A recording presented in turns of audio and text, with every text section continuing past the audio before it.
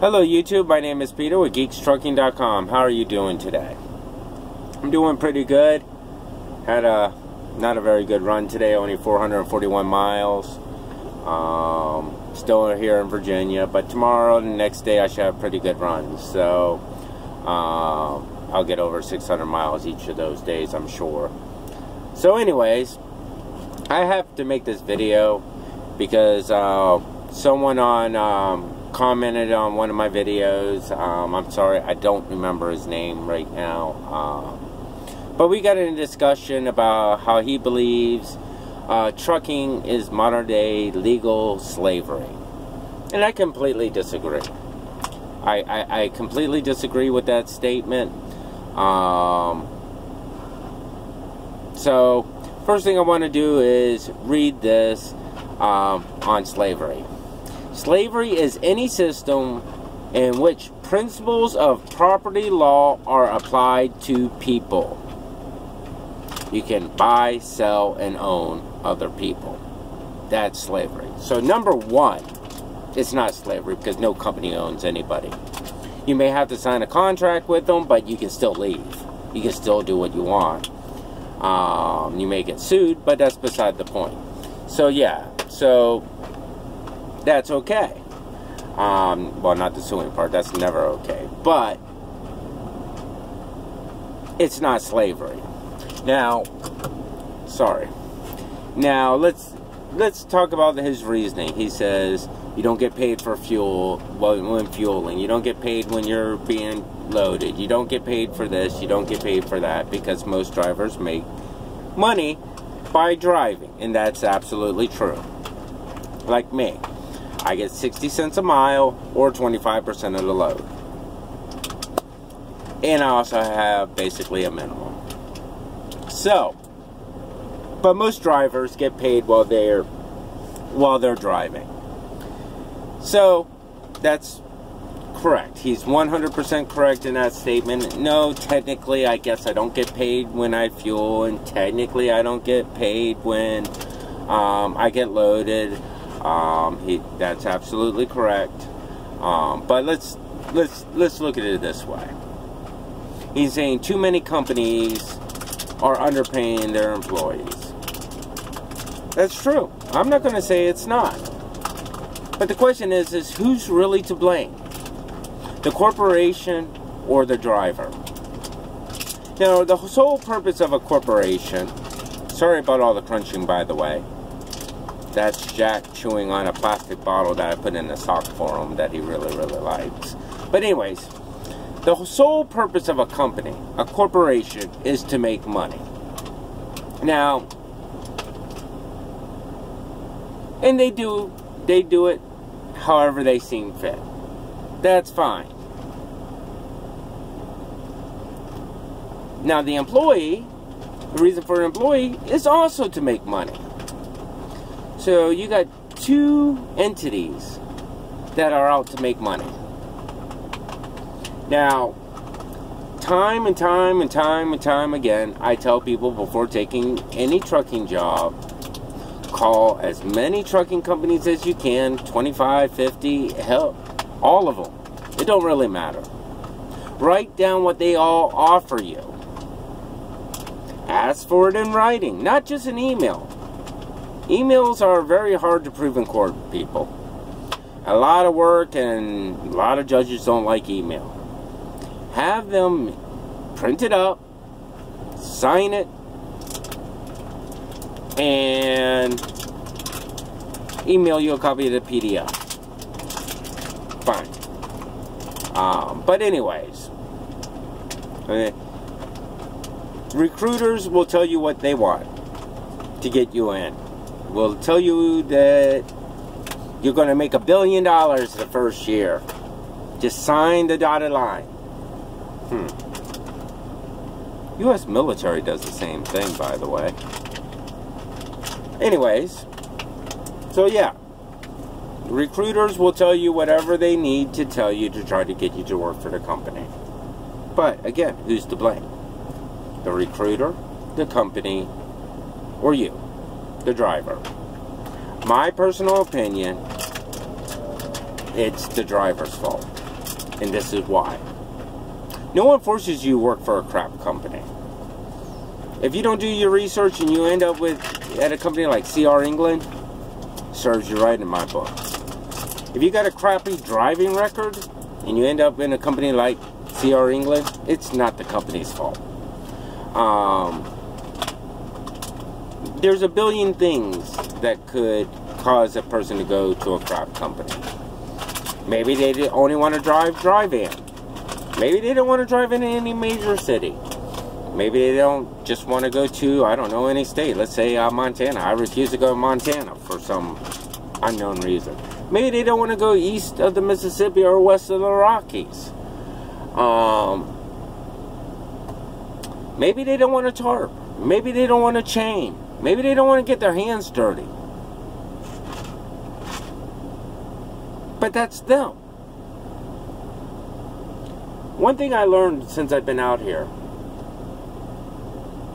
and talking to all these drivers that I talk to, because I talk to a lot of them at truck stops and wherever else I'm at. I always talk to at least one at every truck stop, or try to anyways.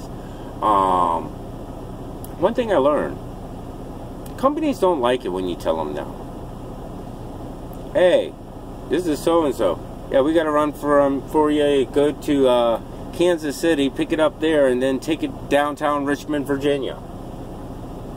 No, I don't want to do that.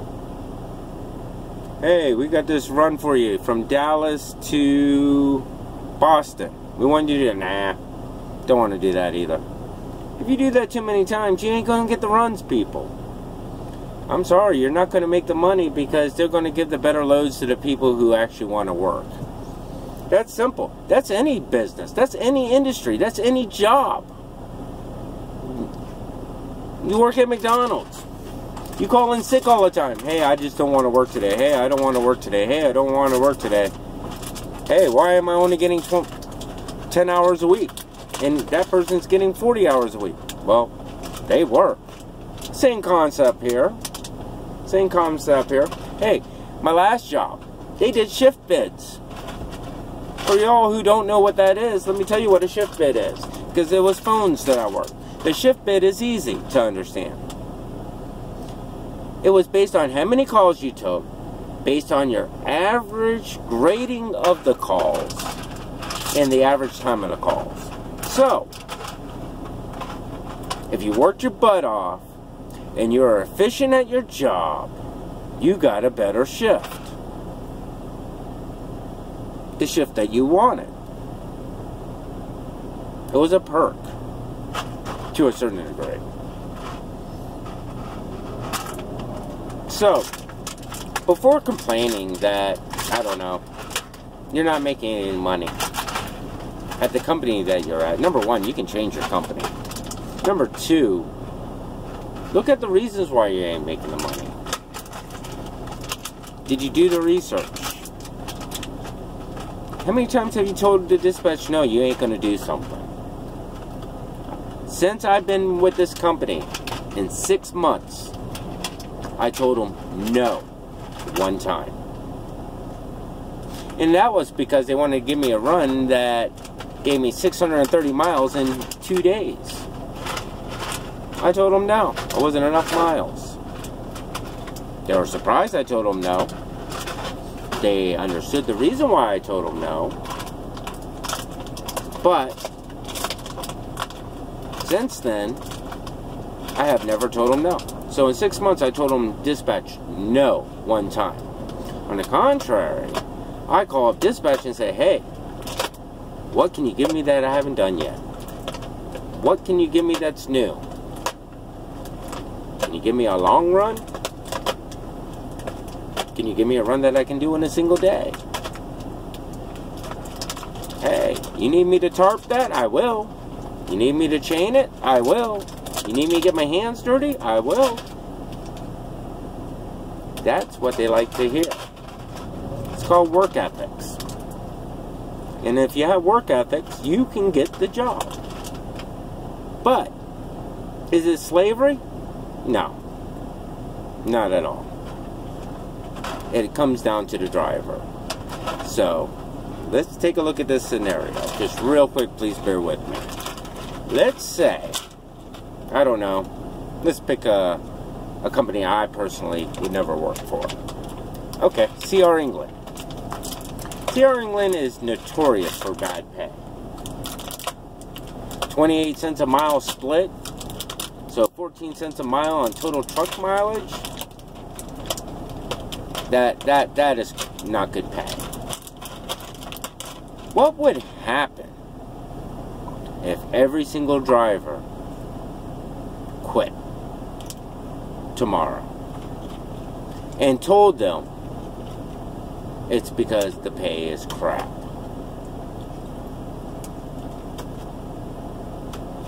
What do you think really would happen?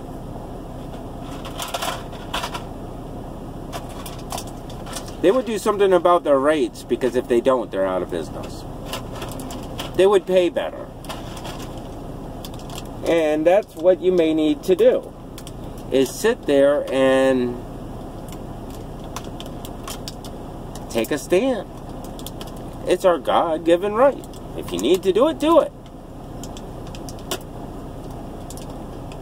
Or do your research before you go to a company and make sure it's not a crap company. Also, keep your driving record clean, keep your nose clean, keep your CSA score clean, and try to take the word no out of your vocabulary when you're talking to dispatch. I mean, it is what it is. It's the trucking industry. I talked to a company, I forgot the name of the company, and I was really considering going with this company before I started with this company. And I was talking to the lady about driver shortage, and she laughed. It got me thinking. So I asked her, I said, why did you laugh at the driver shortage? She's like, well, I really don't know if we're really in a driver shortage, a real driver shortage. I said, how do you say that? Why do you say that? How do you figure? Everybody is saying that we're in a driver shortage. Why are you saying we're not? She's like, we are in a good driver shortage. There's plenty of crap drivers out there. Meaning accidents, moving violations, bad CSA scores, failed drug tests, all sorts of different things. And you just got to realize you can't just blame the company, because you decided to go with that company. Now, you do have choices. You can leave the company. You can talk to the company. But if you keep your nose clean and keep everything, your driving record, CSA, everything, there's money out here, people. There's plenty of money out here. And I see it. Because this load here, three-day run, $1,250, people, for 3 days. That's not too shabby if you ask me. That's a little bit, what, $407 a day? $407 a day? So,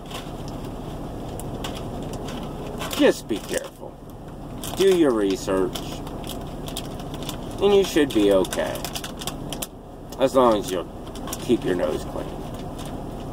But, let me know what you think about my way of thought here. Let me know if you believe I'm way off. But I don't believe it's slavery. Because no one owns me. I do what the hell I want. And if I want to leave this company, I will leave this company just like that. Because I know there's 1,000 other companies hiring. So, let me know what you think. Leave a comment. Thumbs up, thumbs down. Email me at peter@geekslogic.com. Tell me what you think. So, anyways, YouTube, sorry with this 15-minute video. just my conversation on the other video just sparked this, that I needed to go ahead and send this out. So y'all have a great day, great evening. I'm going to go ahead and go to bed now because I'm tired. So y'all be safe out there and keep on driving.